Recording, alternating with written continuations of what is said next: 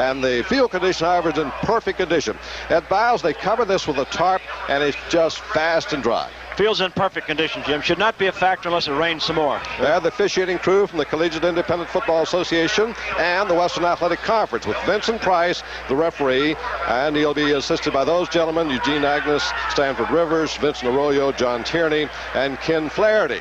And we'll be having the toss of the coin momentarily. That's Notre Dame, and they're going back to that old traditional uniform worn here in the era of Ara Parsegian. And in this series, which was dominated back in those days by Notre Dame, they won the first 11. However, Air Force has roared back to take the last two games, and that's quite a proud moment for the Air Force football history to claim a two-game winning streak over Notre Dame. But here's Notre Dame wearing their blue jerseys, the gold pants, the gold headgear. They've done away with the stripes there that they had started with here. That's what Notre Dame did here last year. Over 500 yards total offense, but had the misfortune of having what would have been a winning field goal blocked in the last play of the game. Unimportant. They lost the game, Jim, and that's all the Air Force Academy cared for. They won the last two games in this series. They certainly are. There's Bob Golick's brother, as you see, number 55, Mike Golick, one of the co-captains, and the other co-captains out for the Air Force. We'll have the toss of the coin. Jim, look at that rushing stat for the Falcons. Look at that rushing stat there. They're averaging 333 yards a game. Second in the nation out of that wishbone offense. Should be very interesting. Well, second only to the Army team that also runs the wishbone. So maybe that says something about the old wishbone attack that some thought had been wished away. Now here's the official and the toss. Heads is called. Tails it is. Notre Dame wins. Defer. All right. Keep one and deferred until the second half. You want the ball? Put it back up this side. Well, as usual, Jim, the team that wins the toss always defers it now with this new ruling. They get their choice, so they want the ball to start the second half. I know as a coach you like that rule. No question. Well, you like to have the ball to start the second half, because if you're behind, you tell your team at halftime, we come out, we can get some momentum, we can do things. If you're ahead, you're telling your club, if we come out, we can drive the nail in the coffin. So normally when you start the game, you don't see too much happen that first or second series. Here's Air Force. They've won 4 and lost 2 so far. They're 4th in the nation kickoff returns. They have one of the great kicking teams in the country statistic-wise this year. The great kick returner, of course, is Scott Thomas, who's averaging 34 yards a kickoff return. Here come the Irish of Notre Dame out in the stadium here in Notre Dame, Indiana. As we told you, a crowd of over 59,000 on hand for the game. And there's Jerry Faust, who's been under a little bit of pressure as far as the fans are concerned. The administration here say they're solidly behind him. And there's Fisher DeBerry. In his first year as a head coach, he was an offensive coordinator for Ken Hatfield at the Air Force the last 3 seasons. He learned an awful lot about the wishbone from Jim Brakefield, his old coach at Appalachian State University down in North Carolina. So DeBerry is here today with one of the liveliest offenses in the country. Well, he really was interesting. Here's the total offense now. Air Force, 424 yards per game. Notre Dame, 305 yards per game. So Air Force has Air Force rushing now. We talked about Air Force, but Notre Dame, 119 yards. That's the lowest ever in the history of Notre Dame football since they've been taking NCAA stats. Their rushing total, lowest ever, Jim. Air Force has done well at home. There's the total defense. You see that Air Force has held its opponents under 300 yards a game.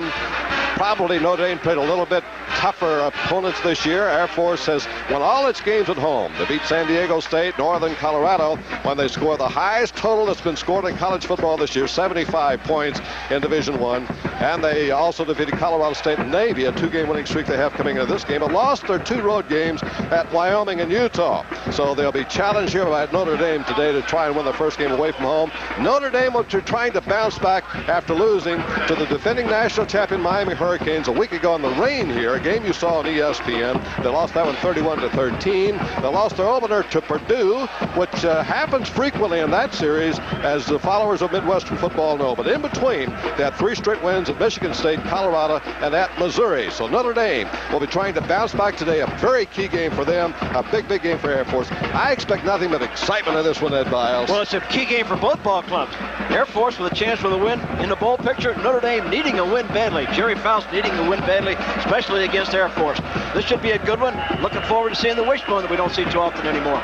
John Carney, a sophomore from Centerville, Ohio, will kick off for Notre Dame. He was a walk-on here. Waiting Scott Thomas, the great returner. They're going to go to the other guy, Rotello, deep in the end zone. He'll down it right there. So Air Force will come out to start its offense at the 20-yard line, 1st and 10. And we'll see the wishbone option attack here. Bart Weiss, a junior who took over 2.5 games ago when Brian Knorr, the starting quarterback for the Air Force, went down. But Weiss has been so solid.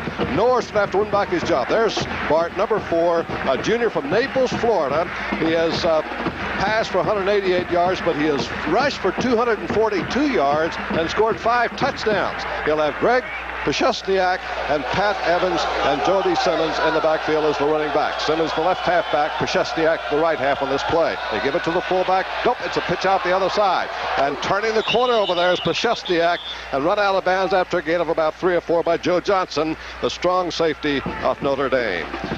They really did a good job with that wishbone, Jim. They had you fooled on that first play. Stuck it in that fullback, into the fullback, brought it out, and that's what you're going to see all day long. He runs everything off the option basis. He may give it to that fullback or he may bring it out. They don't know as they line up what he's going to do.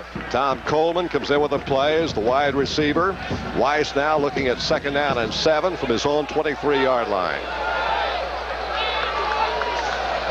This time it's a rollout keep, and Weiss going to keep the ball. Needs one blocker to turn the corner. Got the 1st down. 35-yard line he goes. Nifty game by Bart Weiss. It was a run all the way. Good block by Jody Simmons. Really sprung him as he turned the corner. There's the offensive back with Weiss, Evans, Pashusniak, as we told you, and Jody Simmons. That's a powerful running backfield, and they've divided the inside the receivers rather. Ken Carpenter, who's the son of the great Lone Leanne of Army fame, and Hugh Brennan is the tight end. Interior linemen, Craig Abenson, Fred Luttrell, Don Oberdick, Mark Melcher, and Dave Sutton. They'll give away some pounds here to this bigger Notre Dame team. But Air Force has a 1st down. And here's the pitch out again. Going on the left side is Pashusniak. Gets around the corner over the 40, 45. And Air Force is rolling with this wishbone attack. And again, it was Simmons who sprung a good block that time for Pashusniak, and Troy Wilson got him from the strong cornerback post.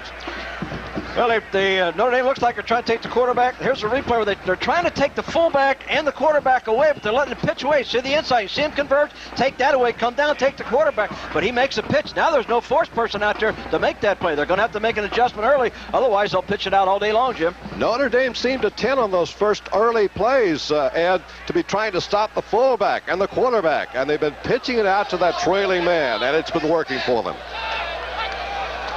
Now they come to the right side. They give it to the fullback, Evans, on a slant on the inside belly play to the 50-yard line. Hit down by John McCabe, an inside linebacker for Notre Dame. A pick of about 3. Defensively, Notre Dame a 3-man line.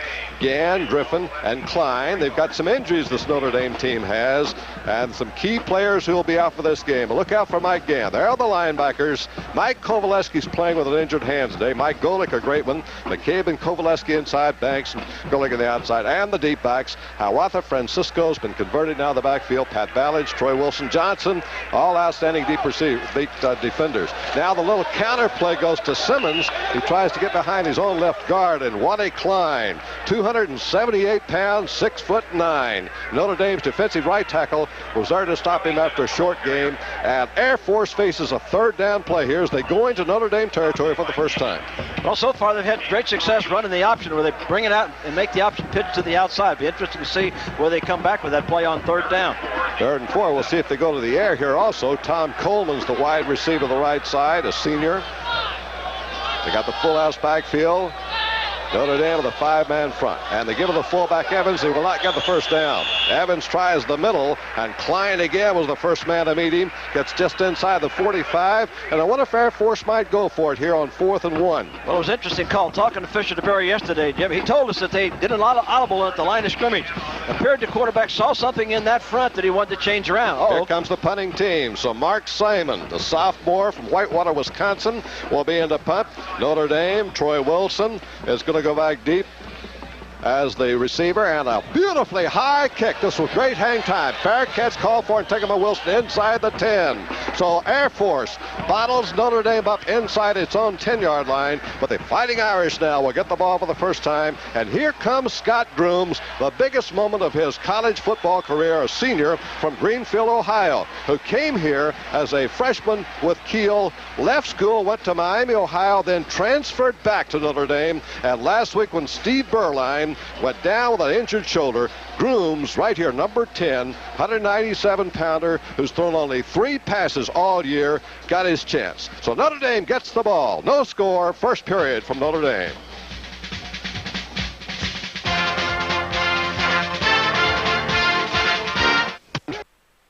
On 9-yard line, inside to the fullback, Chris Smith, and not much happening, but he gets it out over the 10-yard line, stacked up around the 12. Chris Funk, one of the stars last year as Air Force One, hit on the play. Grooms has Alan Pinkett, who started the season as a Heisman Trophy candidate, and Chris Smith in the backfield with him. Pinkett at tailback. The receivers, little Joe Howard, who's been quite a story here with his basketball play, Mark Bavaro at tight end, Jackson. There's the offensive line. They outweigh the Air Force 40 to 50 pounds per man. So it's a big advantage.